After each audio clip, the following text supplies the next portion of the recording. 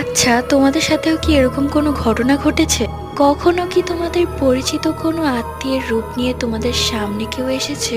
হোক সে ছদ্মবেশী, কিন্তু এসেছে কি? আমার নাম রিমো। আমি তখন ক্লাস 7-এ পড়তাম। প্রচুর বৃষ্টি পড়ছে। আমি একটা ছাতা হাতে ব্যাগ কাঁধে নিয়ে যাচ্ছি। হঠাৎই পেছন থেকে আমাকে আমার নাম ধরে কেউ ডাক দিল।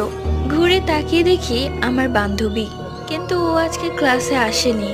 যতটুকু জানি ওর খুব জ্বর এসেছিল, কিন্তু এখন ওকে বেশ সুস্থ দেখাচ্ছে। আর এই বৃষ্টির মধ্যে কোনো ছাতা নেই, ও দৌড়ে দৌড়ে আসছে।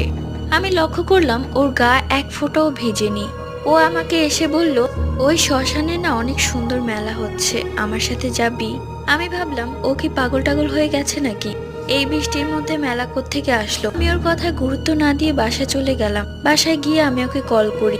দেখলাম ও জ্বরে বিছানা থেকে উঠতে পারছে না।